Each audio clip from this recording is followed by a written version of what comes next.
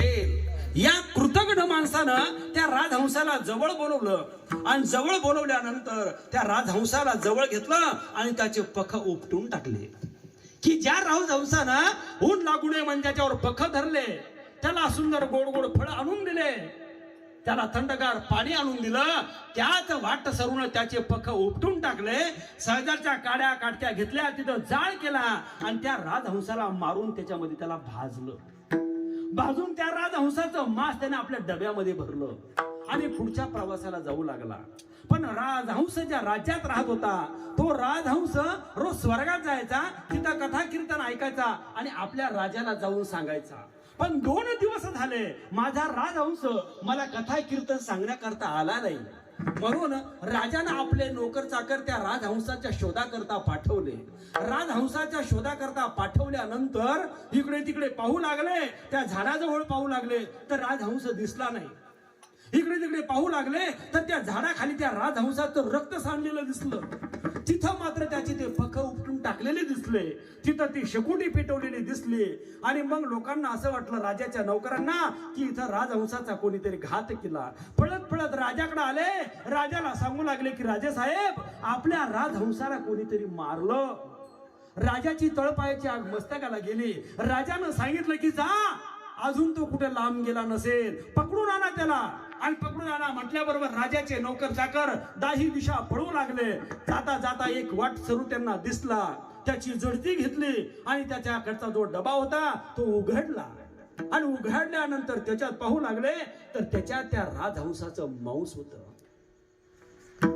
त्यावेळेला ते म्हणू लागले की का रे, हे मांस कोणाचं आहे? अरे ते म्हणे, मी त्या चिचाच्या झाडाखाली बसलो होतो आणि त्या एका राजहंसाला मी मारलं आणि त्याचंच मांस माझ्या डब्यामध्ये भरलेलं आहे. राजाच्या नौकरांनी त्याला धरलं, बांधलं आणि राजाच्या समोर आणलं की राजे साहेब, यानेच आपल्या राजहंसाचा घात केला. राजाची तळपायाची आग मस्तकाला गेली आणि राजा त्याला विचारू लागला की का रे वाटसरू, हे मांस राजहंसाचंच आहे? म्हटले हो. मग मला सांग, त्या राजहंसानं तुला काय त्रास दिला? तुला काही दुःख दिलं का? तुला काही वेदना दिला का? तो वाटसरू म्हणू लागला की नाही राजे साहेब, उलट मी त्या झाडाखाली बसलो तेव्हा मला ऊन लागत होतं, तर या राजहंसानं माझ्या तोंडावर पख धरले. मला तहान लागली तर मला थंडगार पाणी आणून दिलं, मला भूक लागली तर मला फळं आणून दिले. मग तू याला मारलं का? त्यावेळेला तो वाटसरू म्हणू लागला की मला असं वाटलं की आज संध्याकाळचं माझं भागलं, पण उद्या मी काय खाऊ, म्हणून माझ्या मनात ते पाप आलं आणि मी या राजहंसाचा घात केला, त्याला मारलं. राजाची तळपायाची आग मस्तकाला गेली आणि राजानं आपल्या नौकराला सांगितलं की याने जसं राजहंसाचा घात केला तसं याचे हात पाय तोडून टाका, याचा मुंडकं छेदून टाका आणि गावाच्या बाहेर फेकून द्या, की जेणेकरून कोले कुत्रे गिधाडाने खाल्लं पाहिजे. त्या वाटसरूच्या शरीराचे तुकडे तुकडे केले, गावाच्या बाहेर फेकून दिले आणि गावातील मोकाट कुत्रे त्या माणसाच्या हाडाजवळ, त्या तुकड्याजवळ, शरीराच्या तुकड्याजवळ येऊ लागले, वास घेऊ लागले आणि पुन्हा वापस जाऊ लागले. जंगलातले कोणी कुत्रे तिथे येऊ लागले, वास घ्यायचे आणि पुन्हा मागे निघून जायचे. 2-4 दिवस झाले पण त्या व्यक्तीच्या मांसाला कोणी तोंड लावलं नाही.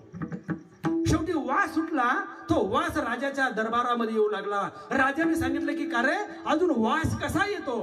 त्यावेळेला ती जाऊन पाहतात आणि सांगतात की महाराज, त्या माणसाच्या मांसाला कोणी तोंड लावलं नाही आणि मग ते खात नाही, कोणी त्याचा स्वीकार करत नाही. राजाने सांगितलं की जा, राक्षसांना बोलवा, राक्षस किती घाण मांस खातात. मग राक्षसाला बोलवलं, राक्षसही त्या हाडा मांसा जवळ गेले आणि पुन्हा मागे सरले. त्यावेळेला त्या राजानं त्या राक्षसाला विचारलं की का रे बाबा, त्या कोल्याने खाल्लं नाही, त्या कुत्र्याने खाल्लं नाही, गिधाडाने खाल्लं नाही, तुम्हाला काय झालं खायला? तुम्ही का खात नाही? त्यावेळेला ते राक्षस सुद्धा म्हणू लागले की महाराज, आम्ही मांस बाकीच्यांचं खातो पण कृतज्ञ माणसाचं मांस आम्ही खात नाही. आणि हे मांस कृतज्ञ माणसाचं आहे की ज्याने आपल्यावर उपकार केले, त्याचाच घात करून याने आपलं पोट भरलं. म्हणून अशा पापी माणसाला खाऊन आम्ही आमचं पोट भरत नाही, कारण की याच्यासारखी दुर्बुद्धी आम्हाला झाल्याशिवाय राहणार नाही. इतका कृतज्ञ माणूस या जगात घातक राहतो. विठ्ठला विठ्ठला.